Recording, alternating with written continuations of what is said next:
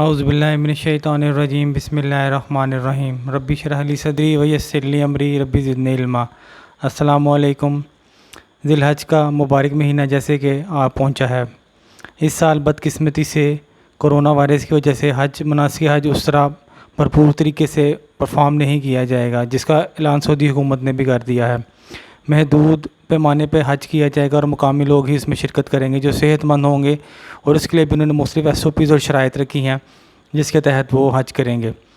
ویسے یہ حج کا منسوخ ہونا نبی کریم صلی اللہ علیہ وآلہ وسلم کے وصال کے بعد سے کوئی پہلی مرتبہ نہیں ہوا، اس سے پہلے بھی 40 کے قریب تقریباً دفعہ مختلف حادثات، بیماریوں، سیاسی جنگ کی وجہ سے، وباؤں کی وجہ سے اس کو منسوخ کیا جا سکا ہے، لیکن ماڈرن ہسٹریز میں یہ پہلی دفعہ اس کا منسوخ کیا گیا مکمل طور پہ۔ تقریباً 1932 کے بعد سے یہ پہلی دفعہ اس کو منسوخ کیا گیا ہے جب سے سعودی حکومت، یہ نئی سعودی حکومت بادشاہ جب سے آئی ہے۔ تو اس میں یہ ہے کہ اس میں محدود پیمانے پہ حج کیا جا رہا ہے۔ یہ مہینہ جیسے کہ مناسک حج کے لیے بہت زیادہ اہمیت رکھتا ہے، قربانی حج، لیکن اس کے علاوہ بھی جو لوگ حج پہ نہیں جا سکے تو ان کو کسی بھی وجہ سے کوئی بے دل ہونے کی ضرورت نہیں ہے، کیونکہ اس کے پہلے دنوں میں اللہ تعالیٰ نے بہت زیادہ اجر و ثواب رکھا ہوا ہے، اور بہت زیادہ نعمتیں اور بہت زیادہ ثواب ہمارے لیے اس میں رکھا ہوا ہے۔ ذی الحج اسلامی تاریخ کا آخری 12واں مہینہ ہے۔ اس کے معنی ہے کہ جی یاتری کرنے کے ہیں یا مالک کے پاس جانے کے ہیں، اور یہ اسلام کا 12واں مہینہ ہے اور مقدس ترین مہینہ ہے۔ اسی مہینے کی نسبت سے جو ہے ہمیں فلسفہ قربانی جو اب حضرت ابراہیم علیہ السلام نے پیش کی اس کے متعلق بھی بتایا جاتا ہے، جو ایک طویل اور لمبی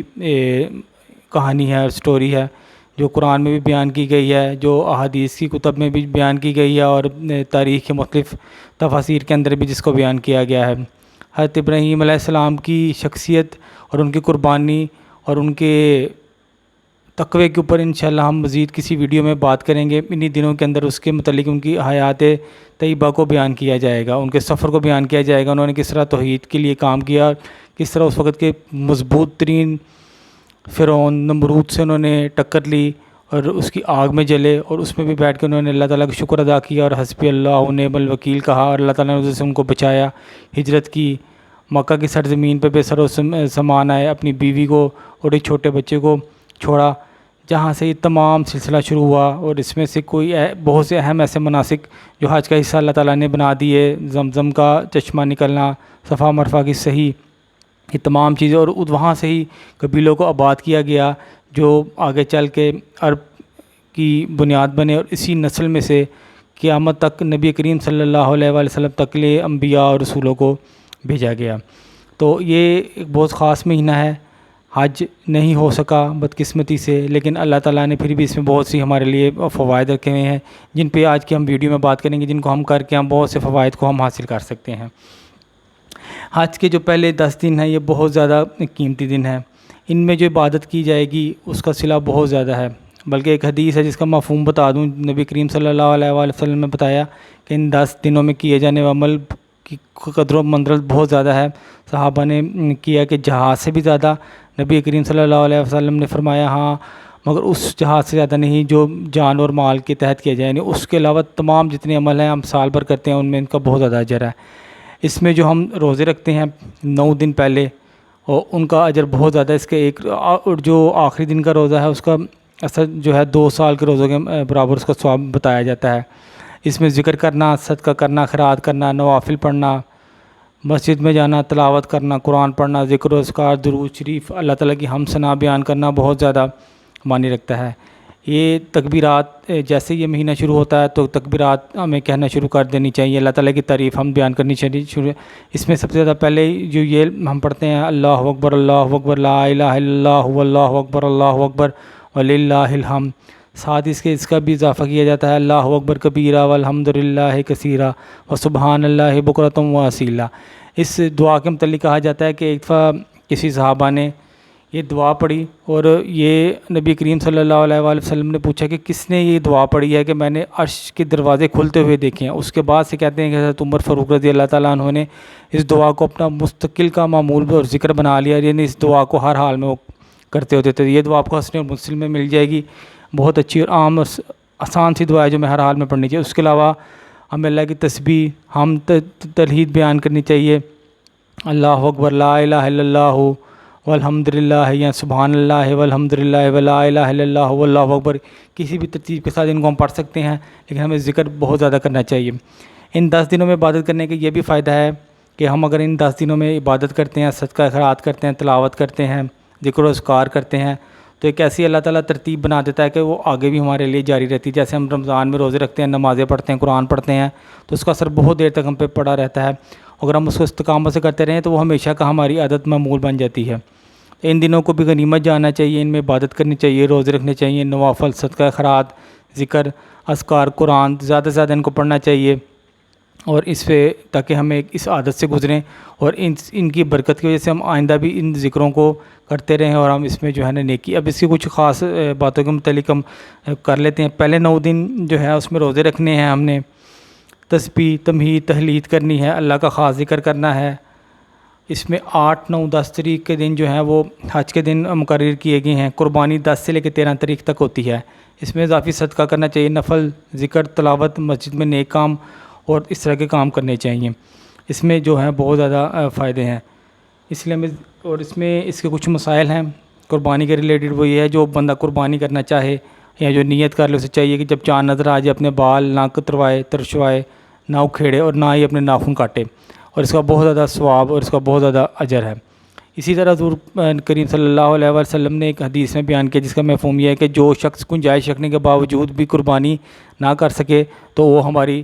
عیدگاہ کے قریب مت ہے۔ یعنی اگر کسی کے پاس پیسے ہیں، وہ گنجائش رکھتا ہے، صاحب حیثیت ہے، تو اسے لازمی قربانی کرنے چاہیے۔ اس سال ویسے بھی جس طرح عام طور پہ 60 سے 70 لاکھ بندہ ادھر سعودی عرب میں حج پرفارم کرتا ہے، اور کروڑوں کی تعداد میں قربانی ہوتی ہے، اور وہی گوشت غریب ممالک میں جو ہے تقسیم کیا جاتا ہے، اور جو بہت دیر تک وہ استعمال کرتے ہیں، کئی یعنی تقریباً پورا سال ان کا نکل جاتا ہے اس گوشت کے ساتھ، اس کی بھی اس وقت کمی آئے گی۔ ہمارے ملک میں بھی کرونا کی وجہ سے اس طرح منڈیاں نہیں لگ رہی، رش نہیں ہے، لوگوں کا رجحان زیادہ تر اجتماعی قربانی کی طرف جا رہا ہے۔ تو اس طرح بھی ہمیں اس چیز کا بھی خیال رکھنا چاہیے کہ یہ نہ ہو کہ ہم اس سال بہت سے مستحقین لوگ جو پورا سال اس کا انتظار کرتے ہیں وہ گوشت سے اس سے محروم رہ جائیں، اور ہمیں چاہیے کہ ہمیں زیادہ سے زیادہ اپنے ارد گرد نظر رکھیں، گوشت کو بانٹیں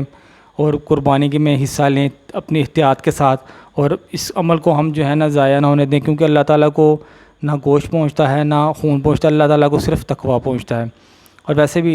انا اعطیناک اگر سورۃ کوثر پڑھتے ہیں، اس میں بھی اگر پڑھ بسم اللہ الرحمن الرحیم انا اعطیناک الکوثر فصلی لربک وانحر ان شانئک هو الابتر، یعنی اللہ تعالیٰ کے لیے عبادت اور قربانی کا اس میں حکم دیا گیا ہے۔ اور اس میں قرآن میں کئی جگہ پہ خاص دنوں کے متعلق جو کیا گیا اس میں بھی یہ بتایا جاتا ہے کہ یہی خاص دن ہے جس میں زیادہ سے زیادہ عبادت کرنے کا ہمیں جو ہے اس میں بتایا گیا ہے۔ تو اس میں ایک پھر ریمائنڈر ڈالتا ہوں، اس میں ہم نے کرنا کیا ہے۔ پہلے 10 دن بہت قیمتی دن ہیں، ان میں ہم نے روزے رکھنے ہیں، نفلی روزے رکھنے ہیں، ان میں ہم نے ذکر و اذکار کرنا ہے، ان میں ہم نے نیک کام کرنے ہیں، ان میں ہم نے صدقہ خیرات کرنا ہے، ان میں ہم نے تلاوت کرنی ہے، اور ان 10 دنوں کو بھرپور طریقے سے استعمال کرنا ہے، اور اللہ سے دعا کرنی ہے کہ ان 10 دنوں کی برکت سے ہمیں آئندہ والی زندگی میں بھی ہم نیک کاموں کی طرف راغب رہیں۔ چھوٹے چھوٹے عمل ہیں، سبحان اللہ والحمد للہ ولا الہ الا اللہ واللہ اکبر، اللہ اکبر اللہ اکبر اللہ اکبر، لا الہ الا اللہ واللہ اکبر وللہ الحمد، اللہ اکبر کبیرہ والحمد للہ کثیرہ وسبحان اللہ بکرۃ واصیلا۔ تکبیرات تو ہم نے ویسے بھی جب ہم نے عیدین کی نماز پڑھنے جانا ہے اس ٹائم بھی پڑھنی ہے۔ عید کے 3 دن جو ہیں وہ کھانے پینے کے دن ہیں، وہ اللہ تعالیٰ نے اس میں کہا ہے کھاؤ پیو، اور اس میں ہمیں چاہیے قربانی کے گوشت کو کھانا چاہیے، قربانی کے متعلق جو سنتے ہیں جو حدیث ہیں اس پہ عمل کرنا چاہیے، مثلا نماز پڑھنے سے جانے سے پہلے کوئی میٹھی چیز کھانی چاہیے، کھجور کھا لیں، یا جو آپ کے اس موسم کے مطابق اس ٹائم چیز ہے اس کو کھا لیں، اور اپنی قربانی کے گوشت سے بھی بعد میں آ کے اس کو کھانے میں استعمال کریں، جس طرح کہ عرب میں کیا جاتا تھا۔ اب بھی ہمارے بڑے بزرگ کرتے ہیں، اس طرح وہ کھجور وغیرہ کھا کے نماز پڑھنے جاتے ہیں، واپسی پہ آ کے گوشت تناول کرتے ہیں کلیجی کے ساتھ، یا جو بھی جس کو جو پسند ہے وہ کھاتا ہے، اور اس کو سنت کو عمل کرنے کی کوشش کرنا چاہیے۔ اس لیے ہمیں بھی زیادہ سے زیادہ کوشش کرنی چاہیے کہ ہم قربانی میں زیادہ سے زیادہ حصہ لیں، خلوص کے ساتھ، اخلاص کے ساتھ، نیت کے ساتھ، کیونکہ اللہ تعالیٰ کو پھر وہی بات، اللہ تعالیٰ صرف نیت دیکھتا ہے، اور قربانی کے جانور کے ہر ایک بال کے بدلے ہمارے گناہ معاف کر دیے جاتے ہیں۔ قربانی اپنی طرف سے بھی کی جا سکتی ہے، اہل خانہ کی طرف سے بھی کی جا سکتی ہے، ماں باپ کی طرف سے بھی کی جا سکتی ہے، تو جو جتنی استطاعت رکھتا ہے اسے اتنا حصہ رکھنا چاہیے قربانی میں، عبادات میں، نیک کاموں میں، صدقات میں، خیرات میں۔ اللہ تعالیٰ اس 10 دنوں کی ہمیں جو ہے زیادہ سے زیادہ عبادت کرنے کی توفیق عطا فرمائے، اور ہمیں اس کے اجر سے محروم نہ کرے۔ وآخر دعوانا الحمد للہ رب العالمین۔